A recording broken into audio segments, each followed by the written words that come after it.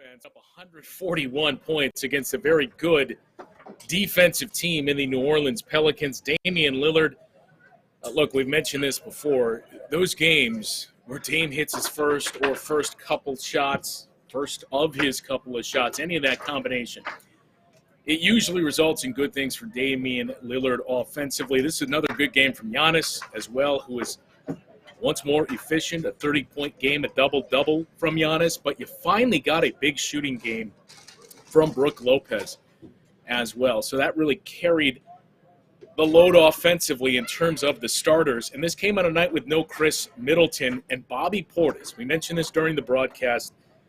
Those moments early in the second quarter where you looked at the lineups and you saw there was no Giannis on the floor, no Damian Lillard on the floor as well, as that's the sequence where Dame will play the duration of the first quarter and sits for about the first 6 minutes of the second quarter.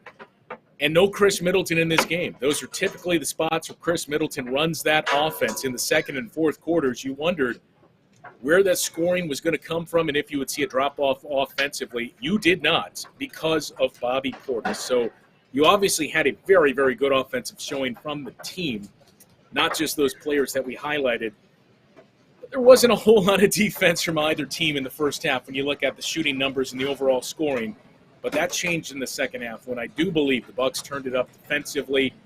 And overall, for this three-game homestand, you saw enough to like defensively. And tonight it was the transition defense that was cleaned up the most.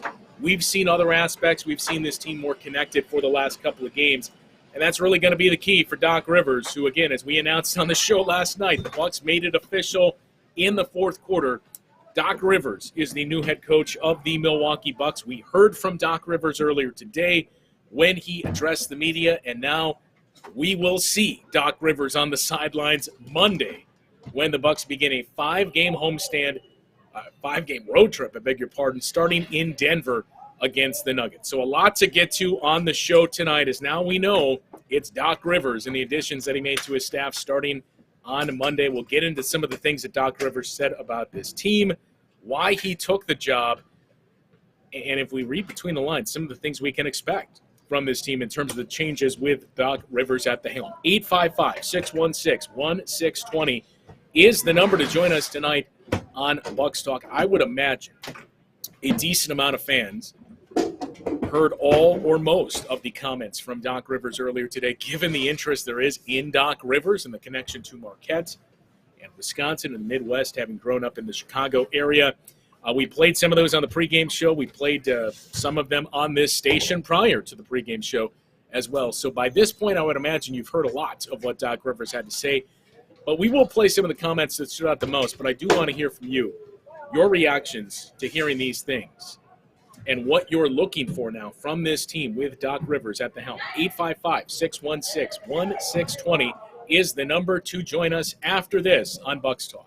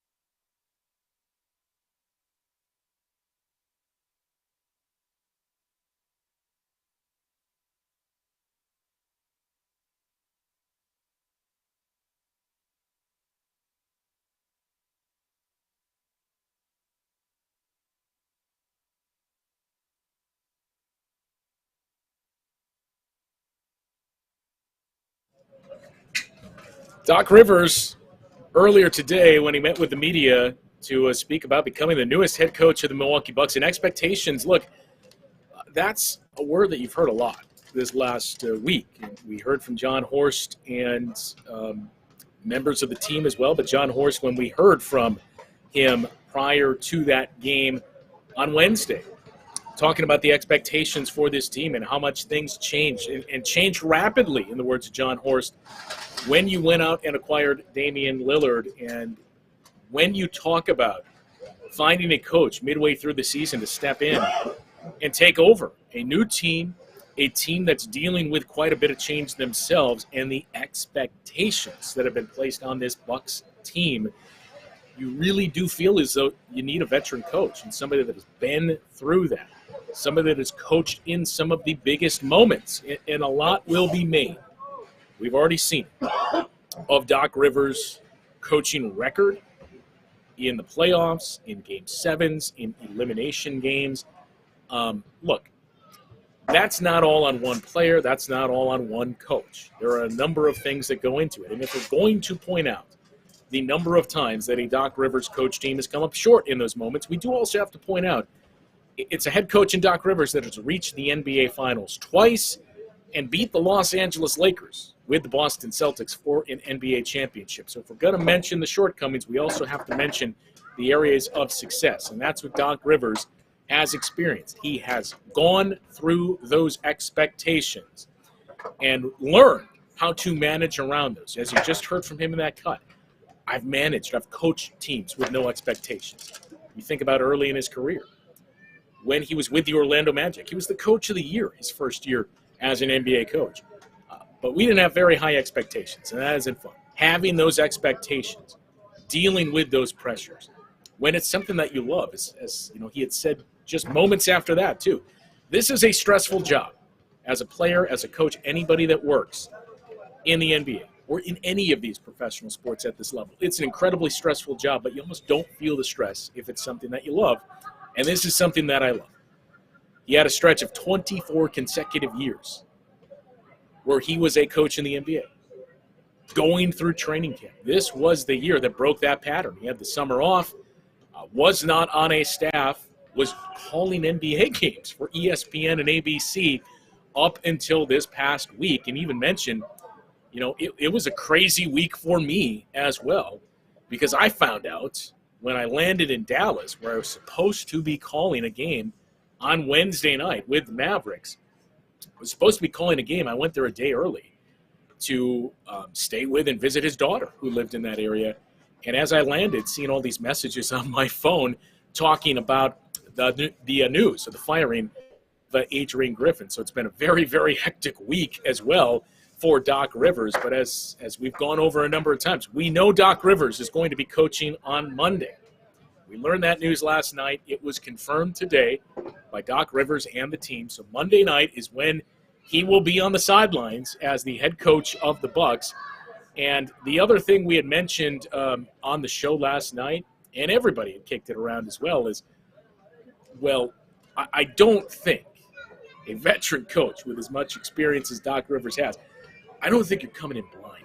I don't think you're going in to a staff that already exists and trying to figure out what works with that group. You're going to bring in your own type of support system in terms of assistant coaches and assistants that you've worked with in the past. And as Doc Rivers also confirmed earlier today, there will be 2 additions to that coaching staff.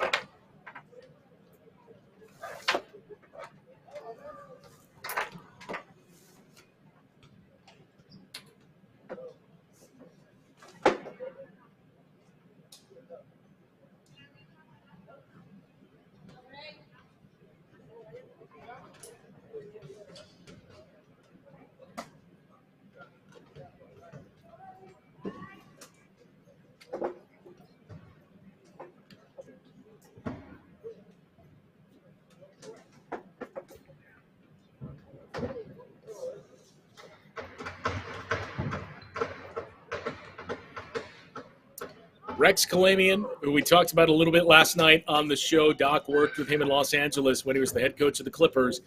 He was really credited as the defensive coordinator of that staff. And you think about some of those figures that Doc has had on his staff, and especially leading the defense. He had Tom Thibodeau when he was in Boston with the Celtics, Rex Kalamian when he was in Los Angeles with the Clippers, and Dave Yeager as well, that other name, who has experience as a head coach. Nobody is leaving the staff as of this moment for the Bucks.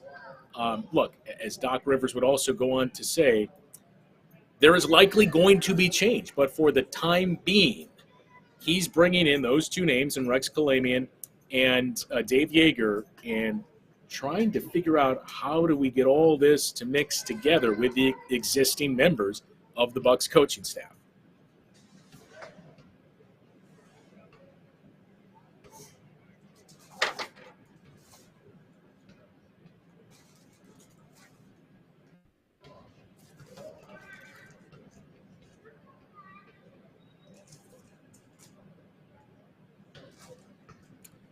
855-616-1620 is the number to join us tonight on Bucks Talk. We heard from Doc Rivers earlier today, and that was one of the bigger questions to be addressed of, okay, when is Doc Rivers going to start? We know that is Monday. Who is he going to who is he going to be bringing with him to join him on staff? And we learned two of those names, expected names, in Rex Kalamian and Dave Yeager. But again, very experienced assistant coaches, and in the case of Dave Yeager, assistant coach and head coach experience. And it is not a knock on the group that the Bucks have. Joe Prunty is very, very experienced. You think about Josh Oppenheimer and Vin Baker and their time here with Giannis and with these players on the Bucks. In the case of Josh Oppenheimer, now through four different, for that matter, head coaches and head coaching staffs, but not quite to the level. It was Adrian Griffin that was a new head coach and assembling a staff of his own that did not have quite as much experience on the bench, and certainly close to the front of the bench with Adrian Griffin. And that's one of the bigger changes that we're seeing here with Doc Rivers and some experienced assistants joining him here beginning Monday night in Denver. 855-616-1620, the number to join us. We'll hear some more from Doc Rivers, especially in regards to that chemistry between Giannis and Damian Lillard, and really how to maximize that. More from Doc after this on Bucks Talk.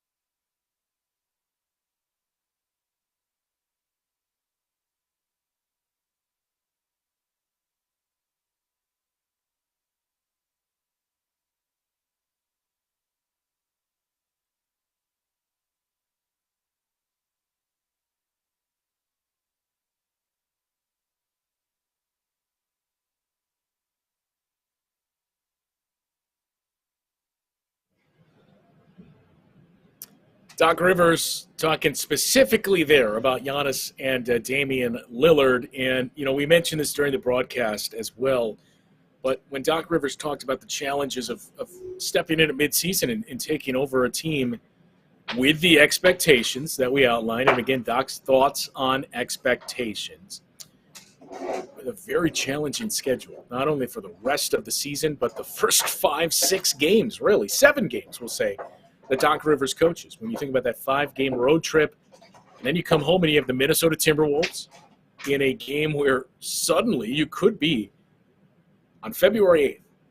It's not out of the realm of possibility for the Bucks and the Timberwolves to both be in first place in their respective conferences. The last time that would have happened this late into the regular season is likely never. And then you have a back-to-back right after that. It is against the Charlotte Hornets, but night 2 of a back-to-back, that 7th game. So right out of the gates, a very, very challenging start for Doc Rivers. And the Bucks do have the most difficult remaining schedule in the league. So it is going to be imperative for Doc Rivers. It was going to be important for whoever it was that took this job to figure out how to maximize Giannis and Damian Lillard. And look, if you followed other media and shows that Doc Rivers has frequented throughout this year, you've heard him drop some breadcrumbs and nuggets about Giannis and Damian Lillard and his thoughts on that duo. So I think we all know you can probably expect to see some more pick and roll from that duo and some other things. But as Doc said, and he's mentioned this a couple of times, you can see Damian Lillard just trying to fit in for now, but sometimes you need Dame to be Dame. And I'm sure Damian Lillard, his numbers will likely go up. The trick is doing that without it coming at the expense of Giannis and not taking a dip, not just in the numbers, but the efficiency and everything that Giannis brings to the table. Now, it's also interesting that, Doc does not have any type of pre-existing relationship with Giannis. But as we heard from him earlier today, there was a little bit of a relationship that he had started to build with Damian Lillard when he was in Philadelphia.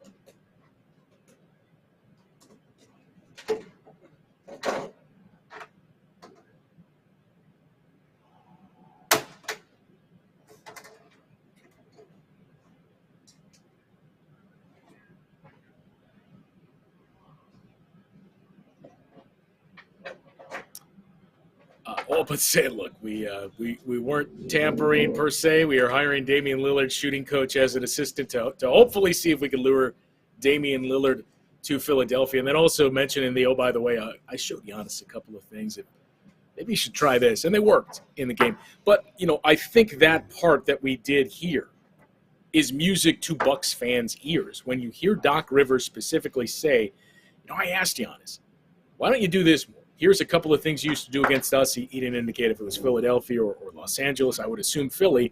But here's some things that you did when I coached against you that always gave us difficulty. We never liked going against. I think you should do this more. And look, you hear it in any walk of life, in any of your professions as well. It's sometimes you just need a fresh set of eyes or earballs, whatever it is. And you get so used to doing things a certain way, sometimes you need a new voice and some new eyes to come in and say, well, why don't you try it this way? And in this case, it's Doc Rivers coming in and saying, look, we hated it coaching against you when you would do this. You need to do more of this, and here's why. And the experience to be able to lend to Giannis why that is. You should be doing this. As he joked at the start of the press conference as well. I think I bring that credibility. I certainly bring the experience, but especially coaching the Bucks, coaching in an arena where Marquette plays, where my number 31 hangs in the rafters here from my time at Marquette.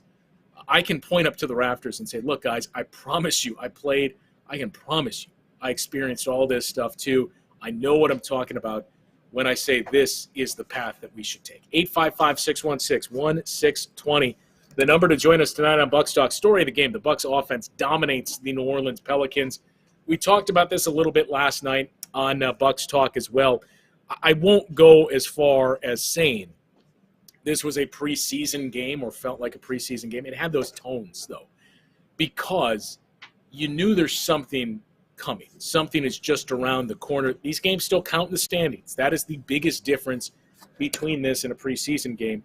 But in those preseason games, you'd see some things and you think, okay, that's good. I don't know if this is something that's going to carry over. I don't know if we're going to see it at this volume, etc. Once we get to the regular season, things are probably going to change. I'm curious to see what those changes are and how much of what we just witnessed here we can take from what we saw. A little different, but some similarities there, where things are definitely going to change starting Monday. Now, these games still count in the standings, but we mentioned the defense, some of the strides, albeit minor, but strides that we saw defensively in these 3 games. How much of that is going to change with a new assistant coach that is going to have a very, very heavy influence on the defense? Same for the offense as well when you think about Dave Yeager and Doc Rivers, for that matter. But how much of this is going to change? And for Doc Rivers, again, making the point of, and we heard this from Willie Green prior to the game as well, who has experience with Doc Rivers. He played under Doc Rivers in Los Angeles. And Willie Green mentioned, I learned a lot from Doc. I think the biggest thing that Doc brings is player coach. And a lot of times there can be a very negative connotation with that. And I think especially decades ago, you would hear player coach and you thought about pushover. Players can get away with whatever they want. It's not the case. And as Willie Green pointed out, it's about balance. It's about being in that situation as a player, knowing what it was like, knowing what you can pull from there, knowing when you got to push the guys harder, when you got to lay off, when you need to rest, when you need to practice. Those are all things you experienced as a player, and those help you as a coach. And that's what Doc Rivers brings to this team. 855-616-1620, the number to join us. We'll get to more thoughts from this game and on this road trip, because we mentioned it, a big road trip. But when you look at the Eastern Conference, it's not doom and gloom right now. We did kind of caution coming into this week with the 2 games against the Cavaliers. There was a chance with those 2 games and the schedule in front of the Bucks where you could be looking at things as this is the moment when it went south. Now, you've avoided it for now, but the rest of the road trip and what's going on in the Eastern Conference, we'll get into that as well after this on Bucks Talk.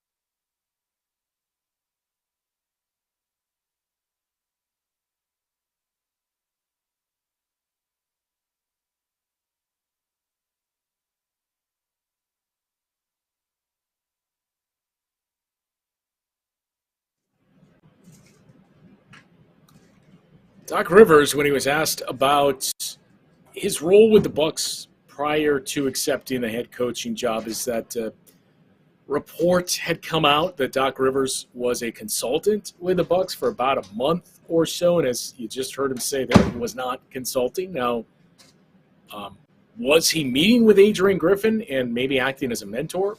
I'm sure that was the case. As you just heard from him there, that he had constant communication with Adrian Griffin and has a relationship with Griff. And again, his words, wanted him to succeed.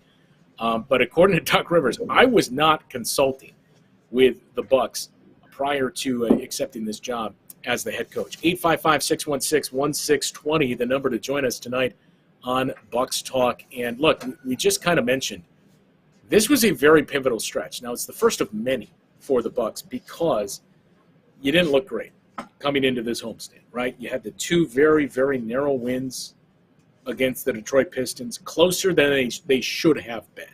And I talked about this on the network as well, but you started the month of January with a loss at home to the Indiana Pacers. Then you went to Indianapolis and lost to the Pacers. You had a very, very close win, all the way down to the wire. It was a great game. But again, against a slumping San Antonio Spurs team, you expected a larger margin of victory. Then you lose in Houston in a game that started to potentially act as the canary in the coal mine, where we heard from Giannis once again after the game of, what are we stopping? What is our identity defensively? We have to take away something. We're not taking away anything. You follow that up with a very, very bad loss at home to the Utah Jazz. You trailed by 30 at halftime, trailed by 33 at one point in the first half. You were run off your own floor by Utah. You pieced it together for a very good end to that four-game homestand with a big win against the Boston Celtics at a moment that carried a lot of uncertainty for this team. A good win against the, albeit shorthanded, Golden State Warriors team, and then a very good win in the memorable Damian Lillard walk-off buzzer beater in overtime against Sacramento. But again, that game, you could look at execution down the stretch. But for as disastrous as this month was really teetering on, especially with that start, you're now 8-6 in the month of January. So at the very least, you are guaranteed of going 500 this month with those two games remaining. And you got through this homestand. You split those games with the Cleveland Cavaliers. Could have been much worse. This was a nice win against a team that, up until last night, is playing very well in the New Orleans Pelicans. And you got some help tonight. The Boston Celtics lose by nearly 20 at home in a game that they played full strength. And the 76ers go to Denver and essentially have no one but lose that game. So you now have two games separating you and Philadelphia, just one in the loss column, and you're only 3 games back of the Boston Celtics. There was potential of leaving this week and heading on the road, sliding down to 4th, potentially, and being not too far out of 5th or 6th in the Eastern Conference, seeing that gap between you and the Boston Celtics get even wider. And you avoided doing that. You do have a very, very challenging stretch in front of you. But you have an experienced head coach joining you on the sidelines, somebody that, again, if you look at Philadelphia a season ago, everybody is going to point to blew a 3-2 lead against the Boston Celtics. Look at the first half of the season last year. That was a very, very good team, Philadelphia. I don't think you can say Joel Embiid was maximized per se, because what he is doing now under Nick Nurse, it is hard to not see that as Joel Embiid being maximized. But he was playing very well with James Harden. They were running quite a bit of pick and roll and really utilizing that action very, very well. It's hard not to envision that happening with Giannis and Damian Lillard. They were playing good defense. It wasn't really until the second half of the season when a lot of outside chatter started to pick up, when we started to hear more about James Harden and his future, things started to slide away. But even still, they were in a position to be playing in the Eastern Conference Finals and potentially go further if they would have got some bigger performances in Game 6 and Game 7 from some of their biggest players. Doc Rivers was the coach of that team. So it could have been a very, very precarious spot the Bucs were entering in. It is going to be challenging, but you have at least in the short term avoided that. When we come back, some more thoughts from Doc Rivers. We'll get to those and preview the first of those 5 games, a very, very highly anticipated game now, the coaching debut for the Bucks of Doc Rivers. Giannis, we think, versus versus Nikola Jokic, and 2 of the best teams in their respective conferences. It's a big one on Monday night for various reasons. We'll preview that one after this on Bucks Talk. All right. I'll do the on developing MarJon and Andre.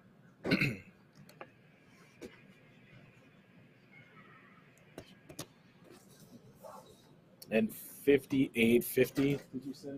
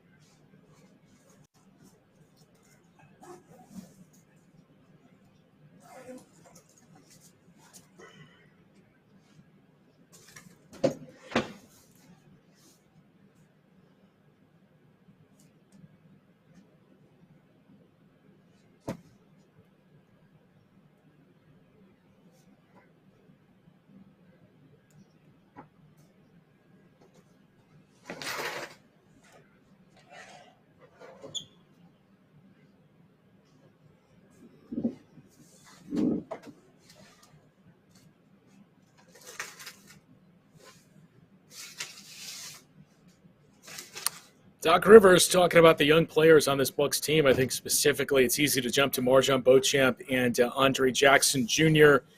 A.J. Green you can throw in there as well. And we saw all 3 of those players tonight. But I'm sure that was the first or one of the first questions that came up for a lot of Bucks fans is it's a veteran coach.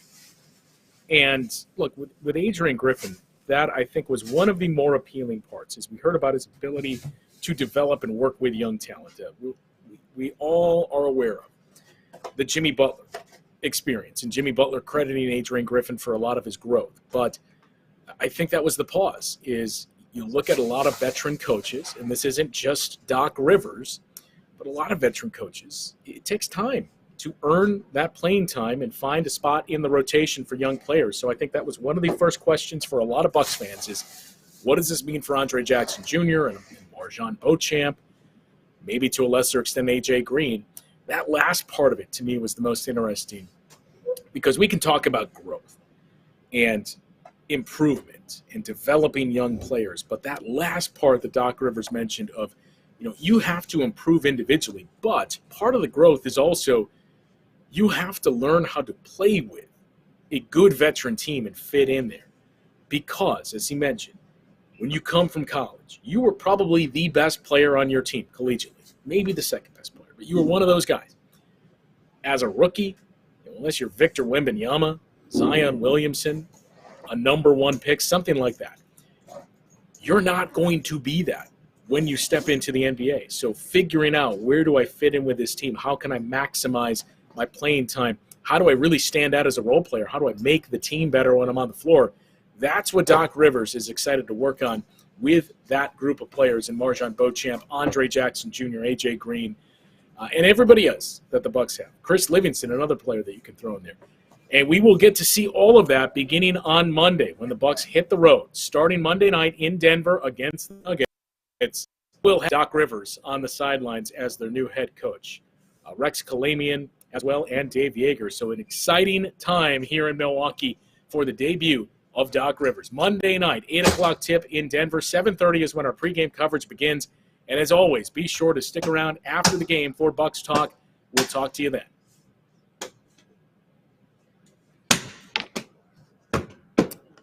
All right, we'll see you later, man.